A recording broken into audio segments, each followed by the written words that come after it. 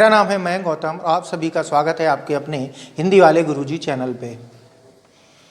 आज का जो मेरा वीडियो है वो कुछ अलग टॉपिक से लेकर है तो व्याकरण का ही टॉपिक। असल में मैं जो व्याकरण आपको पढ़ा रहा हूँ वो क्रमानुसार पढ़ा रहा हूँ, अर्थात जो टॉपिक व्याकरण में क्रम से होते हैं मैं उनको उसी तरीके से पढ़ा रहा हूँ। लेकिन मैं बीच में से एक टॉपिक को उठा लाया हूँ, वो आपका टॉपिक है क्रिया। इस टॉपिक को पढ़ाने के लिए मैं सबसे पहले दो बातें आपको बताना चाहता हूँ। पहली बात तो ये है कि इसको मैं पहले क्यों पढ़ा रहा हूँ। इसको मैं पहले इसलिए पढ़ा रहा हूँ क्योंकि YouTube पर आप लोग या आप जैसे बहुत सारे लोग या विद्यार्थी लोग इस टॉपिक को अर्थात क्रिया के टॉपिक को YouTube पर कई जगह देख चुके हैं। अब मैं आपको दूसरी बात बताता हूँ। दूसरी बात यह है कि वहाँ पर जो आपने इन वीडियो को पढ़ा है या क्रिया टॉपिक को पढ़ा है, तो मैं शर्त लगा के कह सकता हूँ बहुत सारे फेमस जो हिंदी व्याकरणाचार्य बने घूमते हैं इस YouTube पर, वो इस टॉपिक को सही से नहीं पढ़ाते क्योंकि उन्होंने खुद इसको अच्छी तरीके से मानक किताबों से नहीं पढ़ा है। अगर उन्होंने इसको मानक किताबों से पढ़ा होता तो वो इसमें गलत नहीं होते। कुछ तो ऐसे हैं कि एक किताब पढ़ ली, व्याकरण की उल्टी सीधी कोई किताब उठा ली और उसी को यहाँ पर आकर बोलना शुरू कर दिया। ठीक है, अब कहीं ऐसा ना हो मैं इस वीडियो को पूरा पढ़ा दूं और पढ़ने से पहले आप करते क्या हैं, बहुत से लोग आते हैं मेरे वीडियो को 2 सेकंड देखते हैं, 10 सेकंड देखते हैं, डिसलाइक करके चले जाते हैं या बस कह देते हैं कि सर जी बहुत अच्छा है। मैं बहुत अच्छा और बुरे के बारे में बात नहीं कर रहा हूं। अच्छा बुरा आप देखेंगे, लेकिन कब बताइए, जब पूरा मेरा वीडियो देख लें।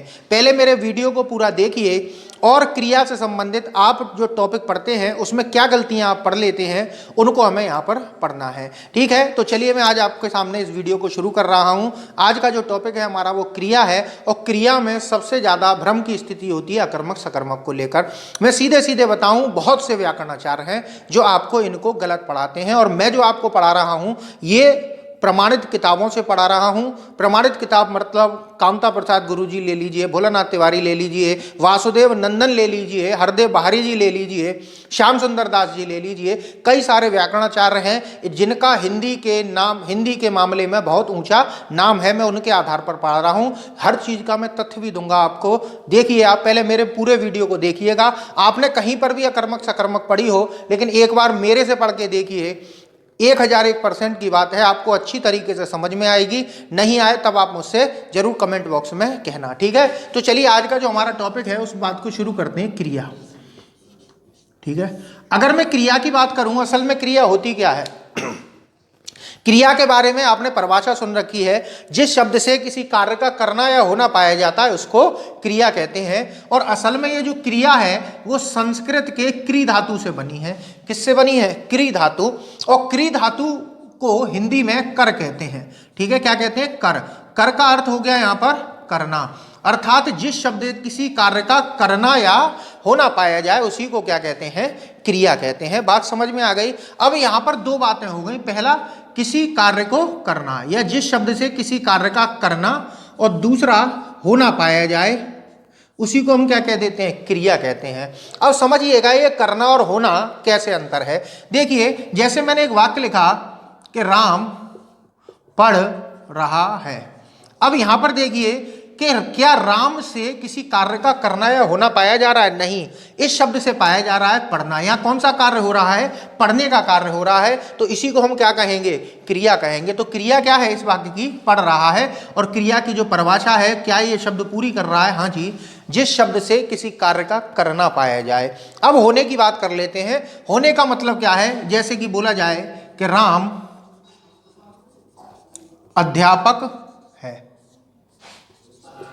राम अध्यापक है। अगर हम इस क्रिया की परिभाषा को केवल यहीं छोड़ दें कि जिस शब्द से किसी कार्य का करना पाया जाए उसी को क्रिया कहते हैं, तो क्रिया केवल ये रह जाएगी, ये क्रिया नहीं रहेगी। असल में पूरी परिभाषा क्या है? किसी कार्य का होना भी। होने का मतलब उपस्थित होना या उपस्थित था। तो यहां देखिए, राम क्या है? अध्यापक है। लेकिन क्या है? तो इस है का मतलब है होना, तो इसको भी हम क्या कहेंगे? क्रिया कहेंगे। तो सीधी सी बात है कि जिस शब्द से किसी कार्य का करना या होना पाया जाता है उसी को हम क्या कहते हैं? क्रिया कहते हैं। अब ये है का रूप था भी हो सकता है और होगा भी, ठीक है, या बनेगा। राम अध्यापक था, राम अध्यापक होगा। ठीक है, बात समझ में आ गई। अब बात करते हैं आगे। क्रिया शब्द की उत्पत्ति आपने देख ही ली, क्रिया क्या होती है वो भी परिभाषा भी आपने देख ही ली, परवार्ता का स्पष्टीकरण भी आपने देख लिया।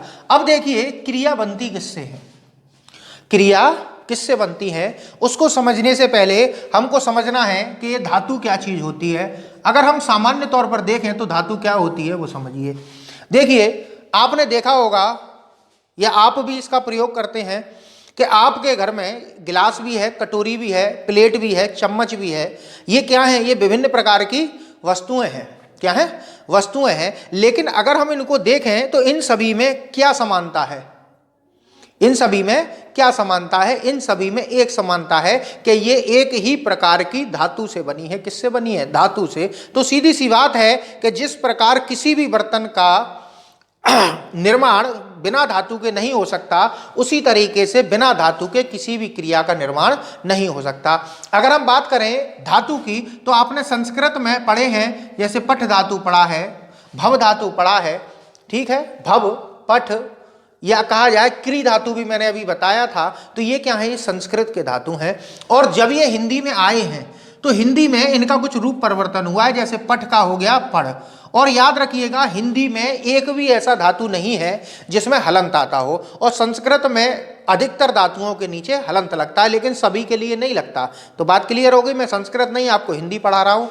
संस्कृत से लगभग 600 धातु हिंदी में आए हैं। तो सीधी सी बात करी जाए कि हिंदी में कितने धातु हैं, 600 धातु हैं। अब समझिएगा धातु होती क्या है। ठीक, चलिए धातु आपने अभी हमने व्यवहारिक तौर पर समझा कि वस्तुएं जब हम बनाते हैं तो वस्तुओं का जो मूल तत्व होता है वही क्या है, धातु है। तो सीधी सी बात है क्रियाओं का मूल तत्व भी, क्रियाओं का मूल रूप क्या है, धातु है। किसी भी क्रिया का मूल रूप क्या कहलाता है, धातु कहलाता है। यह सीधी सी बात करी जाए तो धातु उस मूल तत्व को कहते हैं जिससे क्रियाओं का निर्माण होता है। जैसे अगर मैं बात करूं, आपने अभी लिखा था पढ़ रहा है, पढ़ेगा, पढ़ चुका है, पढ़ा था। ठीक है, और इसको और बनाए तो पढ़ता है। तो आप देखेंगे तो ये विभिन्न रूप हैं क्रियाओं के। देखिए जैसे राम पढ़ रहा है, ये अलग वाक्य है, राम पढ़ेगा ये अलग वाक्य है, राम पढ़ चुका है, राम पढ़ा था, राम पढ़ता है। अगर इन वाक्यों को देखें तो ये अलग अलग तरीके के वाक्य हैं। समझ लीजिए ये गिलास है, ये कटोरी है, ये चम्मच है, ये प्लेट है और ये करछुली है।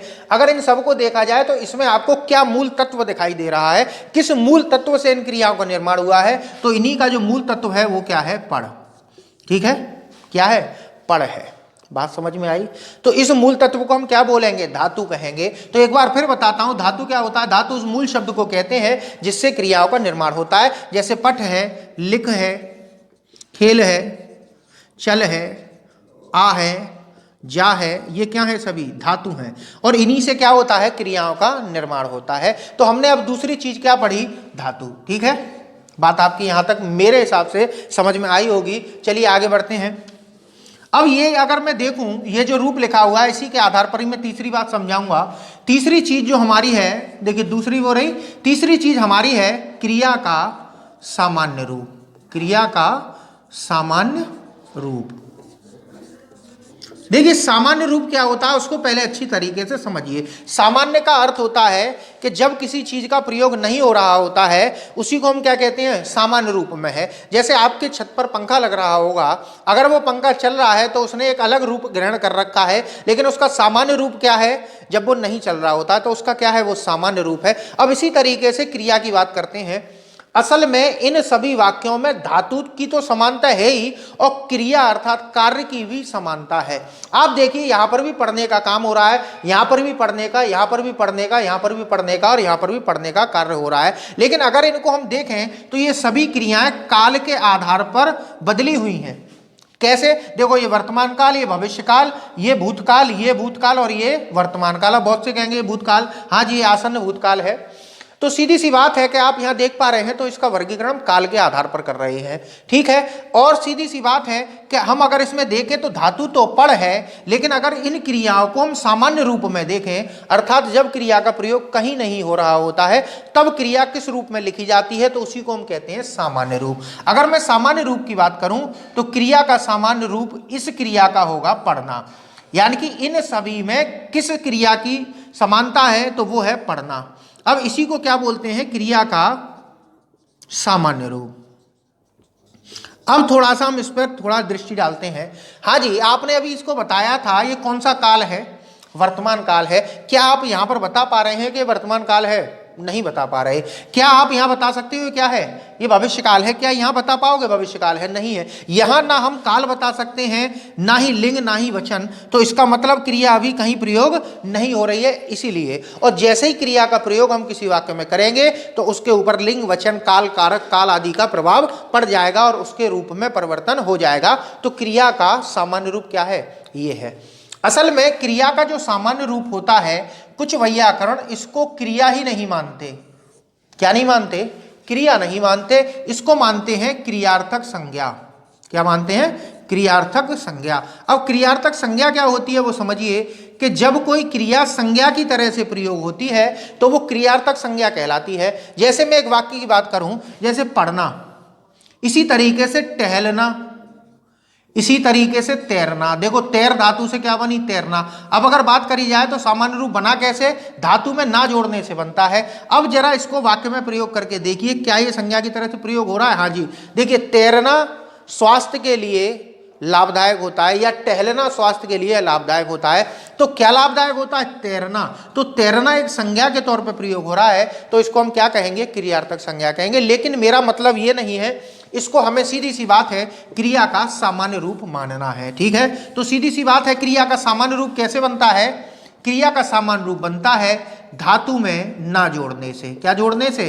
धातु में ना जोड़ने से। अब यहीं आ जाइए, बहुत से लोग, आपके बहुत फेमस व्याकरणाचार्य जो इस YouTube पर बने घूमते हैं, मैं उनसे ये नहीं कहता कि वो गलत हैं, हर चीज में गलत नहीं है, लेकिन इस टॉपिक के मामले में वो बिल्कुल गलत हैं। वो क्या करते हैं कि जैसे हमने पढ़ धातु में ना जोड़ा और क्या बना? पढ़ना। इसी तरीके से लिख धातु में ला जोड़ा तो बना लिखना, खेल में जोड़ा खेलना, चल में जोड़ा चलना, आ में जोड़ा आना, जा में जोड़ा जाना। तो अब इनको अगर कहा जाए तो ये क्या है? सभी क्रिया के सामान्य रूप हैं। लेकिन भूलवश यूट्यूबर इसको सामान्य धातु कह देते हैं या मूल धातु कह देते हैं। क्या कह देते हैं? मूल धातु कह देते हैं। अगर आपने पढ़ा है तो हाँ या ना में उत्तर दीजिए। क्या आपने उनसे पढ़ा है तो उन्होंने इसको कहीं मूल धातु तो नहीं बता दिया? ये मूल धातु नहीं है। आप धातु को अगर देखना है, अगर वो इसको धातु बता रहे हैं तो सीधी सी बात है वो सीधे सीधे संस्कृत पर सवाल उठा रहे हैं। संस्कृत में इसको धातु कहा जाता है, इसको नहीं कहा जाता। किसको कहा जाता है? इसको कहा जाता है। तो इसी का हिंदी में रूपांतर क्या है? पढ़। और ये क्या है? पढ़ना। या ये पढ़ती तो वैसे अलग चीज है, काल का इस पर प्रभाव पड़ा है। तो आप ये बताइए, ये धातु हुआ या ये धातु हुआ? सीधी सी बात है, ये धातु है, ये धातु नहीं है, और ये कभी भी धातु नहीं होगा, ठीक है। आपने अगर पढ़ा है तो वो गलत पढ़ा है। चलिए, तो बात समझ में आई कि किसी भी धातु में यदि हम ना प्रत्यय जोड़ दें तो वो क्या बन जाती है? क्रिया का सामान्य रूप बन जाती है। सामान्य रूप का मतलब क्या होता है कि जब क्रिया किसी वाक्य में प्रयोग नहीं हो रही होती है तो अपने सामान्य रूप में मानी जाती है या लिखी जाती है, और जब वाक्य में प्रयोग करते हैं तो उस पर लिंग, वचन, काल, वाच्य का प्रभाव पड़ता है और उसमें रूपांतरण हो जाता है, जैसे कि यहां आप देख पाए हैं, ठीक है। अब बात करते हैं क्रिया के प्रकार, ठीक है। देखिए, क्रियाओं का वर्गीकरण कई प्रकार से किया गया है, ठीक, लेकिन मुख्यतः दो आधारों पर इसका वर्गीकरण प्रसिद्ध है। एक है आपका कर्म के आधार पर। किसके आधार पर? कर्म के आधार पर। और दूसरा है व्युत्पत्ति या रचना के आधार पर, ठीक है। बात समझ में आ रही है? अब कर्म के आधार पर हम पहले चर्चा करेंगे आज के वीडियो में, इस पर चर्चा करेंगे हम अगले वीडियो में। तो देखिए, कर्म के आधार पर यदि बात करी जाए तो सबसे पहले कर्म को ही समझेंगे हम। कर्म क्या होता है? कर्म, हम इसे कार्य भी कह सकते हैं, इसे काम भी कहा जाता है, और इसको व्यापार भी कहा जाता है। कहते हैं ना तुम्हारा व्यापार क्या है, तुम्हारा काम क्या है, तुम्हारा कार्य क्या है, तुम्हारा कर्म क्या है। तो बात समझ में आ गई। कुछ लोग कह भी देते हैं कि बेटा अच्छे कर्म तुम्हारे काम में आएंगे, बुरे कर्म तुम्हें नरक में ले जाएंगे, यही बात कहते हैं। तो सीधी सी बात है, कर्म कह लो, कार्य कह लो, काम कह लो या व्यापार कह लो, इन सभी को क्या कहते हैं, कर्म कहते हैं। अब कर्म होता क्या है वो समझिए। अगर हम देखें तो हमने कारक पढ़े हैं। क्या पढ़े हैं आपने? कारक। सबसे पहला कारक क्या है? कर्ता कारक, ठीक। दूसरा है कर्म कारक, तीसरा है करण कारक। मैं अभी आपको कारक नहीं पढ़ा रहा हूं, लेकिन इनको जानना बहुत जरूरी है, क्योंकि इसी के आधार पर आप अच्छी तरीके से समझ पाएंगे कि अकर्मक क्या होता है और सकर्मक क्या होता है। देखिए, कर्ता कारक होता है क्रिया को करने वाला। क्या होता है? क्रिया को करने वाला। जैसे रवि पुस्तक पढ़ता है, तो इस पढ़ने की क्रिया को जो कर रहा है वही क्या है? करता है। तो बात आपकी समझ में आ गई। कर्म कारक क्या होता है? क्रिया का कार्य या क्रिया के कार्य का प्रभाव जिस शब्द पे पड़ता है उसी को हम क्या कहते हैं? कर्म कहते हैं। जैसे रवि पुस्तक पढ़ता है, यहां पढ़ने का प्रभाव पुस्तक पर पड़ रहा है, तो उसी को हम क्या कहेंगे? कर्म कहेंगे। बात क्लियर हो गई। और करण कारक क्या होता है? करण हो रहा है साधन।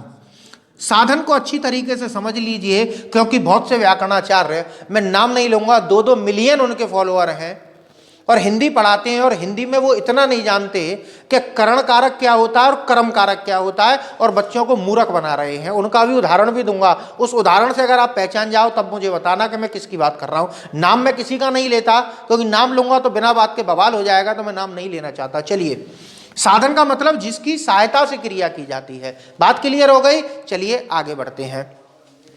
कर्ता कर्म करण समझ में आया। चलिए अब बात करते हैं कर्म के आधार पर क्रिया होती कितने प्रकार की हैं। कर्म के आधार पर क्रिया 2 प्रकार की होती हैं, अकर्मक और दूसरी होती है, यहां लिख देता हूं, सकर्मक। मैं दोनों को आज उदाहरण के आधार पर ही समझाऊंगा, ठीक है। इसका जो मुख्य वीडियो है जब क्रम से चलेगा तब मैं इसको बहुत अच्छी तरीके से भी समझाऊंगा, लेकिन आज मेरा जो मुख्य मकसद है वो आपकी आंखों से चश्मा उतारने का कार्य है। जो आपकी आंखों पर चश्मा चढ़ा हुआ है ना, कि वो बहुत अच्छे हैं, मैं खराब हूं। भाई मैं बिल्कुल खराब हूं, लेकिन मैं खराब हूं, लेकिन जिनके आधार पर मैं आपको पढ़ा रहा हूं वो खराब नहीं है। वो माने हुए व्याकरणाचार्य लोग हैं, वो गलत नहीं है। मैं गलत हो सकता हूं या कोई गलत हो सकता है, मैं कुछ भी नहीं हूं, मैं उनके आधार पर पढ़ा रहा हूं। अगर आप मुझ पर प्रश्न चिन्ह लगा रहे हैं, इसका मतलब सीधे सीधे आप उन पर प्रश्न चिन्ह लगा रहे हैं। आप कामता प्रसाद पर, वासुदेव नंदन पर, भोलानाथ तिवारी पर, हरदेव बारी जी पर और श्याम सुंदर दास और बहुत सारे व्याकरणाचार्य, किसी को भी, किशोरी लाल वाजपेयी जी ले लीजिए, किसी को भी ले लीजिए, आप उन पर प्रश्न चिन्ह लगा रहे हैं, क्योंकि इन्हीं सभी किताबों को पढ़कर ही मैं आपको पढ़ा रहा हूं, ठीक है। मैं कोई ऐसा व्याकरणाचार्य नहीं जो एक किताब पढ़ के आ गया। चलिए देखते हैं अकर्मक। अब देखिए कि पहले इन दोनों शब्दों के अर्थ को समझिए और बताता हूं वो क्या बताते हैं और मैं क्या बताऊंगा। देखिए अकर्मक, अकर्मक का मतलब है, देखिए कर्म दोनों में आ रहा है, कर्म आ रहा है। अब कर्म से आगे यहाँ आ लगा है और यहाँ कर्म से आगे सा लगा हुआ है, ठीक है। ये क्या है? ये उपसर्ग है। अब समझिए, अ उपसर्ग नहीं का बोध कराता है और स कराता है साथ का। तो देखिए सीधी सी बात है कि वो लोग, अर्थात व्याकरणाचार्य जो परिभाषा देते हैं वो भी बताऊंगा, और जो यूट्यूब पर आपने पढ़ी है वो भी देखिए। यूट्यूबर क्या कहते हैं कि वे क्रियाएं जिनके साथ कर्म ना हो, क्या ना हो? कर्म ना हो, वो क्या है? अकर्मक हैं। और वे क्रियाएं जिसके साथ में कर्म हो वो क्या कहलाती हैं? सकर्मक कहलाती हैं।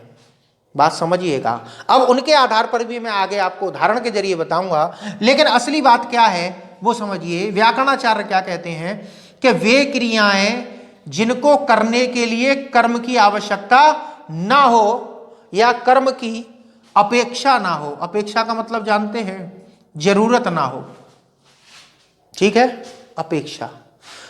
वे क्रियाएं जिनको करने के लिए है कर्म की आवश्यकता ना हो वो क्या कहलाती हैं? अकर्मक कहलाती हैं।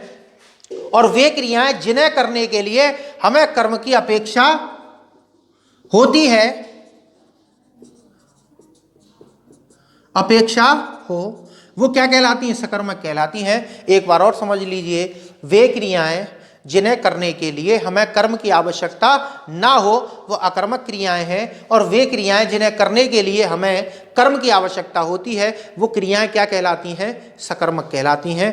अब इन अकर्मक सकर्मक के उदाहरण लिखने से पहले मैं आपको पहले वाक्य का एक नियम और समझाना चाहता हूं। वाक्य का सबसे पहला नियम क्या है कि वाक्य पूर्ण होना चाहिए अर्थ प्रदान करने की दृष्टि से। ठीक है, यानी कि अगर वाक्य पूर्ण अर्थ प्रदान नहीं कर रहा है तो हमारी बात पूर्ण नहीं होगी, और जब वाक्य ही अशुद्ध है अर्थात अपूर्ण है तो उसको वाक्य नहीं कहा जा सकता, और जब वाक्य ही नहीं कहा जाएगा तो फिर भाषा कैसे बनेगी? तो व्याकरण में सबसे मूल चीज क्या है भाई? मूल चीज तो हम भाषा, भाई व्याकरण पढ़ क्यों रहे हैं? अपनी भाषा को सुधारने के लिए। तो सीधी सी बात है कि जब वाक्य ही अशुद्ध होगा तो भाषा नहीं बनेगी, और भाषा नहीं बनेगी तो आपके मन के विचार प्रस्तुत नहीं होंगे। तो इस बात को आप पॉइंट लगा लीजिएगा। वाक्य का पहला नियम क्या है कि वाक्य कैसा होना चाहिए? पूर्ण अर्थ प्रदान करने में सक्षम होना चाहिए, अर्थात पूर्ण अर्थ प्रदान करने वाला होना चाहिए। इस नियम को आप पकड़ के चलिएगा। अब दूसरी बात और इसमें हम समझ लेते हैं। मैं कुछ उदाहरण लिखूंगा, उसके आधार पर आपको समझाऊंगा। सीधी सी बात बस आपको याद रखना है, जिस क्रिया को करने के लिए हमें कर्म की आवश्यकता अर्थात अपेक्षा ना हो वो अकर्मक है, और जिन क्रियाओं को करने के लिए हमें कर्म की अपेक्षा हो वही क्या है? सकर्मक है। चलिए देख लेते हैं। देखो मैं कुछ वाक्य यहां लिखता हूं।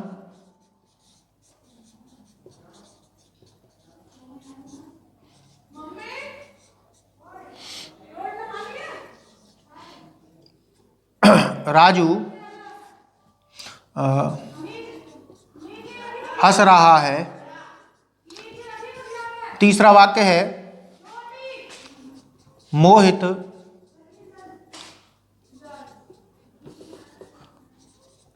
आगरा गया। अब यहां आ जाते हैं। राजू खा रहा है। दूसरा,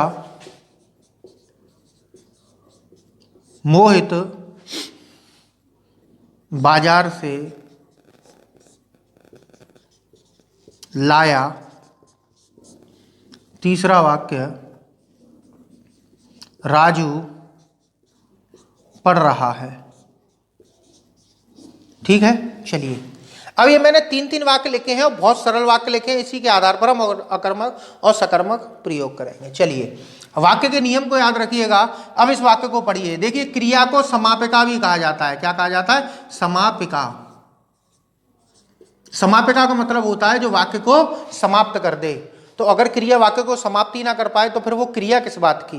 तो अकर्मक और सकर्मक तो बाद की बात है, पहले क्रिया को समापिका होना जरूरी है। चलिए देखते हैं। रवि सो गया। रवि सो गया।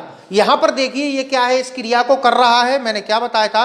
क्रिया को करने वाला कौन होता है? कर्ता होता है। अब यहां देखिए, क्या इस क्रिया को करने के लिए हमें कर्ता के अलावा किसी चीज की आवश्यकता है? बताइए, है किसी चीज की आवश्यकता? नहीं है।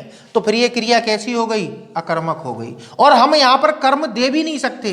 सीधी सी बात है, कर्म क्या होता है? जिस पर क्रिया के कार्य का प्रभाव पड़े वही क्या है? कर्म है। तो यहां पर तो कर्म है ही नहीं, ना ही हम दे सकते हैं। तो सीधी सी बात है कि यह वाक्य हमारा पूर्ण हो रहा है बिना कर्म के। तो इस क्रिया को हम क्या बोलेंगे? अकर्मक बोलेंगे। अब यहां आ जाओ।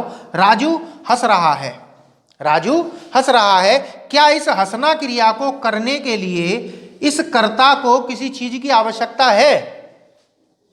भाई कर्ता है और क्रिया है, क्या तीसरी चीज की आवश्यकता है? आप खुद देखिए, मैं जबरदस्ती किसी से भी नहीं करवाता। हाँ जी, राजू हंस रहा है। आप कहोगे जोकर की, ठीक है, जोकर को देख कर, तो वो एक अलग मैटर हो गया, वो कर्म नहीं है। ठीक है, चलिए अब मोहित आगरा गया। ये गारंटी की बात है कि बहुत से लोग इसको 100% गलत पढ़ाते हैं। सभी लोगों की नहीं कह रहा हूं, बहुत से लोग। देखिएगा, मोहित आगरा गया। अब सीधी सी बात है, मोहित को जाने के लिए क्या आगरा की आवश्यकता है? जाना मतलब चलना या जाना। अब कहीं ना कहीं तो जाएगा। बोलो, आप बोलोगे कहीं ना कहीं तो जाएगा। चलिए देखते हैं। असल में ये गत्यात्मक क्रिया है। गत्यात्मक क्रिया आना, जाना, ले जाना, पहुंचाना, ये क्या है? गत्यात्मक क्रिया है। इनको करने के लिए हमें स्थान देना पड़ता है या गंतव्य देना पड़ता है, और ये स्थान और गंतव्य कभी भी कर्म नहीं होते। चलो बात करते हैं। मैं ये आपसे कह रहा हूं कर्म नहीं होते, आप मेरी बात को मत मानो। चलिए, आपने कारक पढ़े हैं, अधिकरण कारक पढ़ा है। अधिकरण कारक क्या होता है? वह स्थान जहां पर क्रिया होती है वही क्या है? अधिकरण कारक है। तो असल में ये यहां पर क्या है? मोहित आगरा तक गया। अब तक आ गया, तब आप इसको तुरंत बोल दोगे अधिकरण कारक। क्या बोल दोगे? अधिकरण कारक। तो अब ये क्या है? अधिकरण कारक है, तो कर्म तो नहीं है, और कर्म नहीं है तो इसके आधार पर हम क्या इस क्रिया को अकर्मक या सकर्मक बोलेंगे? हाँ जी, ये अकर्मक है, ये सकर्मक नहीं है। तो बात आपकी समझ में आई कि अगर कोई स्थान या गंतव्य किसी वाक्य में दिया होता है वो कभी भी कर्म नहीं होता। बात क्लियर हो गई? चलिए अब इधर आ जाइए। राजू खा रहा है, पहला वाक्य। आपको वाक्य पूर्ण लग रहा है क्या? क्या इस क्रिया को करने के लिए केवल कर्ता की आवश्यकता है? कोई चीज की जरूरत और है कि नहीं है, ये बताइए। देखिए आप, मैं जबरदस्ती नहीं करवाऊंगा। जैसे यहां था कि रवि सो गया, अब सोने के लिए क्या रवि को किसी और चीज की आवश्यकता थी? नहीं थी, तो सीधी सी बात है यह कर्मक क्रिया थी। अब यहां देखिए इस खाना क्रिया को राजू करना चाह रहा है, चलो राजू हटाओ, आप ले लो, मैं खा रहा हूं। अब इस क्रिया को करने के लिए आपको किसी चीज की आवश्यकता पड़ रही है? हाँ जी, जिस चीज की आपको आवश्यकता पड़ रही है वो है खाना। अब यहां पर या तो आप कुछ भी खाओगे तो या तो फल होगा, रोटी, सब्जी, ठीक है, या खाना। अब ये क्या है? ये शब्द क्या है? ये कर्म है। दोनों तरीके से देखते हैं, क्या इनके बिना ये क्रिया पूरी हो पा रही है? नहीं हो पा रही। क्या ये वाक्य पूर्ण हो पा रहा है अगर ये वाक्य में नहीं थे? तो आप तुरंत पूछोगे भाई राजू खा रहा है, भाई क्या खा रहा है, तुरंत पूछा ना आपने, तो इसका जो उत्तर है वो क्या है? कर्म है। अब देखिए क्या इन पर इस क्रिया के कार्य का प्रभाव पड़ रहा है? हाँ जी, राजू फल खा रहा है तो राजू पर प्रभाव क्या पड़ रहा है? कि भाई सीधी सी बात है, इस क्रिया को कर रहा है तो प्रभाव पड़ेगा, लेकिन इससे ज्यादा प्रभाव पड़ रहा है फल पे। तो सीधी सी बात है, वे क्रियाएं जिनके कार्य का प्रभाव कर्ता से निकलकर किसी दूसरे शब्द पर पड़ता है वही क्या कहलाती हैं? सकर्मक क्रियाएं कहलाती हैं। तो यह देखिए इस खाना क्रिया का प्रभाव किस पे पड़ रहा है? फल पे। अब मान के चलो इसको एक व्यवहारिक तौर पर हम एक अमली जामा पहनाते हैं। आपका एक मित्र बैठकर खाना खा रहा है, ठीक है, क्या खा रहा है? खाना खा रहा है। अब उस क्रिया को रोकने के लिए आप क्या कर सकते हो? दो काम कर सकते हो। एक तो उसके खाने को हटा सकते हो और एक उस दोस्त को हटा सकते हो क्रिया को रोकने के लिए। तो सीधी सी बात है उन दोनों की वजह से वो क्रिया आश्रित है, नहीं हो पा रही है। तो सीधी सी बात है कि वो क्रिया जिनकी वजह से रुक रही है उनमें से एक कर्ता है और एक कर्म है। बात समझ में आई? चलिए अब यहाँ आइए। मोहित बाजार से लाया, आप तुरंत सीधी सी बात कह दोगे कि वाक्य अपूर्ण है। अब भाई लाया तो कुछ ना कुछ तो लाया होगा, और जो चीज वो लाया है वही क्या है? कर्म है। ठीक है, कैसे? देखो, राजू बाजार से क्या लाया? फल लाया, वाक्य पूर्ण हो गया। चलो, सब्जी लाया, वाक्य पूर्ण हो गया। साइकिल लाया, वाक्य पूर्ण हो गया। तो इनकी वजह से ये क्रिया रुकी पड़ी थी, तो यही क्या है? कर्म है। अब परिभाषा पे आ जाइए। वे क्रियाएं जिन्हें करने के लिए हमें कर्म की आवश्यकता होती है वो क्या कहलाती हैं? सकर्मक क्रिया कहलाती हैं। अब यहाँ जाओ, राजू पढ़ रहा है। अब तुरंत इस वाक्य को आप देखते ही कहोगे भाई पढ़ तो रहा है, लेकिन पढ़ क्या रहा है? तो सीधी सी बात है, पुस्तक पढ़ रहा है, हिंदी पढ़ रहा है, गणित पढ़ रहा है, विज्ञान पढ़ रहा है, अंग्रेजी पढ़ रहा है, या कुछ ना कुछ तो पढ़ रहा है। तो जिनकी वजह से ये क्रिया रुकी पड़ी है वही क्या है? कर्म है। और इसीलिए ये क्रिया क्या कहलाएगी? सकर्मक क्रिया कहलाएगी। अब पढ़ाते क्या है वो समझिएगा, मैं इसको बिगाड़ रहा हूं। अब वो पढ़ाते क्या है आपको वो देखिएगा। वो आपको ये पढ़ाते हैं कौन? भैया, राजू खा रहा है, अकर्मक। राजू फल खा रहा है, सकर्मक। अब जरा मुझे ये बताइए, ये वाक्य ही पूर्ण नहीं है तो अकर्मक सकर्मक वाली बात आ कहां से गई? क्या ये वाक्य पूर्ण दिखाई दे रहा है आपको? नहीं दिखाई दे रहा। ये अब भी सकर्मक है और ये अब भी सकर्मक है। यहां कर्म दिया नहीं है, लेकिन कर्म की अपेक्षा जरूर है। अपेक्षा मतलब जरूरत, देना पड़ेगा। अगर दोगे ही नहीं तो क्रिया ही नहीं होगी। तो बात समझ में आ गई कि जब कर्म दिया हो या कर्म की क्या हो? अपेक्षा हो, वे क्रियाएं क्या कहलाती हैं? सकर्मक कहलाती हैं। बात समझ में आ गई? अब मैं वो उदाहरण लिखने वाला हूं विवादास्पद, जिस पर मैंने कई बार उस व्यक्ति को टोका लेकिन उसने मेरी बात को नहीं सुना।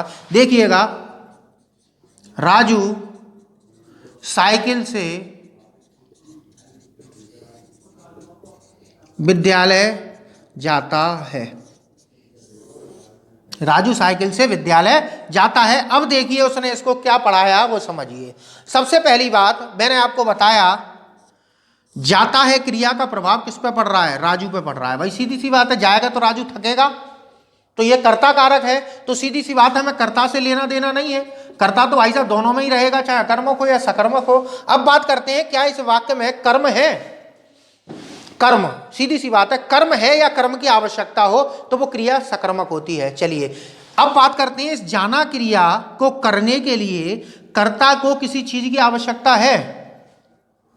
देखो ये विद्यालय तो आपका क्या हो गया, स्थान हो गया, और मैंने बताया था कि स्थान कभी भी कर्म नहीं होते। स्थान को हम अधिकरण कारक में ले जाते हैं। किस में ले जाते हैं? अधिकरण कारक में। तो ये अधिकरण कारक तो हो सकता है लेकिन कर्म नहीं हो सकता। बात क्लियर हो गई। चलिए अब बात करते हैं, बच के आ गया साइकिल से। तो क्या साइकिल कर्म है? अब वो महाशय क्या पढ़ा रहे थे, देखिए जाना क्रिया को करने के लिए कर्ता की जरूरत थी। सीधी सी बात है, कर्ता पर प्रभाव पड़ रहा है, राजू थक रहा है। अब देखिए साइकिल आप बाजार से लाए थे तो नई थी, अब साइकिल पर भी तो इस जाना क्रिया का प्रभाव पड़ रहा है कि ये साइकिल पुरानी हो रही है, तो इसी को कर्म बता दिया महाशय ने। असल में ये साइकिल कर्म नहीं है, ये साधन है। क्या है? साधन है। चलिए साधन है तो सीधी सी बात है, मैंने क्या बताया था कि कर्म यदि वाक्य में हो तो सकर्मक है, और यदि ना हो, अगर उसकी अपेक्षा भी है तब भी क्रिया कैसी होती है? सकर्मक होती है। तो अगर मैं इसको हटा दूं तो वाक्य खत्म हो जाना चाहिए। अगर ये कर्म है तो अगर मैं इसको हटा दूं तो क्रिया रुक जानी चाहिए। मैंने कैसे बताया था, आपको भी बताया था। तो इसको हटाते क्रिया रुक जानी चाहिए। चलिए राजू विद्यालय जाता है, क्या ये क्रिया रुक गई? अगर साइकिल नहीं होती तो क्या वो विद्यालय नहीं जा पाता? बात समझिएगा, साइकिल नहीं है तो क्या वो विद्यालय नहीं जा पा रहा? जा पा रहा है। असल में साइकिल है क्या? साइकिल साधन है जो क्रिया की सहायता के लिए आती है, और साधन कभी भी कर्म नहीं होते। आपने एक साधन को किसमें पढ़ा है? करण कारक में। इसको करण कारक माना जाएगा, कर्म कारक नहीं माना जाएगा। बात क्लियर हो गई। चलिए एक वाक्य को और देखते हैं। अभी आप अपने दोस्त को खाना भी खिला रहे थे ना। चलिए देखो, मित्र, जो मेरा मित्र था, देखो मित्र छत पर चम्मच से चावल खा रहा है। अब देखिए यहां पर कई सारी चीजें मैंने दे दी। अब ये बताइए, इस खाना क्रिया को आप आ गए अपने मित्र के पास। अब आपको ये क्रिया रोकनी है कैसे भी, ठीक है? हम एक एक करके चीजें हटाते लगेंगे। सबसे पहले आप कर्ता को हटाइए। आपने कर्ता हटाया, क्रिया रुक जाएगी तुरंत। भाई आपको इसको बिल्कुल व्यवहारिक तौर पर घुस जाओ। आप समझ लो आपका मित्र आपके सामने बैठा है और ये सब चीजें वाक्य में दी हुई हैं। तो अब आप सामने बैठे हो, अब आप उसको खाने से रोक रहे हो, तो आप मित्र को हटा दोगे, क्रिया रुक जाएगी? हाँ जी रुक जाएगी, बिल्कुल। आपने उसको हटा दिया, ये सभी चीजें वहीं रखे रहने दी, तो क्रिया रुक जाएगी। तो सीधी सी बात है, ये क्या हो गया? कर्ता। कर्ता क्या होता है? क्रिया को करने वाला। ठीक है, अब बात करते हैं, खा रहा है। अब आपने क्या किया? उसे छत पर से भगा दिया, अर्थात छत वहां से हटा दी। तो छत आप हटा दोगे तो क्या क्रिया रुक जाएगी? ये खाने की क्रिया रुक जाएगी? भाई छत नहीं होगी, वो कहीं भी खा लेगा, नीचे चला जाएगा वहां खा लेगा, जहां चाहेगा वहां खा लेगा, खड़े खड़े खा लेगा, लेकिन ये क्रिया नहीं रुकेगी। बात क्लियर हो गई। चलिए, तो इसकी हमें आवश्यकता वाक्य में नहीं थी। ठीक है, ये अकर्मक और सकर्मक दोनों में आ सकता है। चलिए अब चम्मच की बात करते हैं। अब वो चम्मच से खा रहा था, आपने उसकी चम्मच को खींच लिया, अर्थात चम्मच को हटा दिया, तो क्या ये क्रिया अब भी रुक गई? भाई चम्मच हटा ली तो वो हाथ से खाने लगेगा। किससे खाने लगेगा? हाथ से। और हाथ उसी के शरीर में शामिल है, तो उसको साधन भी कहा जा सकता है और अलग भी रखा जा सकता है। चलो हाथ भी हटा लिए तो वो मुंह से खा लेगा, उसके मुंह में जो है वो तो चावल खाएगा। चलिए अब बताइए, क्या इस वाक्य में और किसी चीज की आवश्यकता थी? नहीं थी। तो वो क्या है? वो अलग से दी हुई चीजें हैं, वो वाक्य में हो या ना हो वाक्य पर कोई प्रभाव नहीं पड़ता है। अब देखिए, अब आपने चावल हटा लिए, उसके तुरंत क्रिया रुक जाएगी। तो इस क्रिया पर क्या कर्म का प्रभाव नहीं है? हाँ जी, इस क्रिया पर कर्म का प्रभाव है। तो ये क्रिया कैसी है? सकर्मक है। बात क्लियर हो गई? बात क्लियर हुई? चलिए अब ये बताइए, ये कर्म हुआ कि नहीं हुआ? कर्म हो गया ना। अब अच्छी तरीके समझ में आ गया ना। अगर आपकी समझ में नहीं आया है तो एक वीडियो अकर्मक सकर्मक का मैं और बनाऊंगा, और कुछ ऐसे उदाहरणों के साथ में आपको लेकर आऊंगा जिससे आपके दिमाग के जो पर्दे आपके ऊपर जो चढ़ा रखे हैं बहुत सारे यूट्यूबरों ने, उनको खत्म करने का। तो आशा करता हूं आपका मेरा वीडियो अच्छा लगा होगा। अगर आपको अच्छा लगा है तो कमेंट बॉक्स में जरूर लिखिएगा, और मेरे वीडियो को अपने दोस्तों तक पहुंचाइए जो लोग कई यूट्यूबरों के चक्कर में फंस चुके हैं। जो कि आपको, देखिए मैं सभी की बात नहीं कर रहा हूं, यूट्यूब पर बहुत सारे अच्छे व्याकरणाचार्य भी हैं, बहुत सारे अच्छा हिंदी पढ़ाने वाले भी हैं, और मैं ये नहीं कह रहा मैं अच्छा हूं या खराब हूं, मैं इतना कह रहा हूं कि आपको अगर पढ़ना है तो सही चीज पढ़िए। ये मैं नहीं कह रहा मैं सबसे अच्छा पढ़ाता हूं। देखिए अच्छा पढ़ाने में और सही पढ़ाने में अंतर होता है। अच्छा पढ़ाने के चक्कर में कहीं आप ये ना हो कि आपका पेपर में नुकसान हो जाए। बात क्लियर हो गई। चलिए मैं आपसे जल्दी मिलूंगा अगले वीडियो में, तब तक मैं आपसे इजाजत चाहता हूँ। नमस्कार।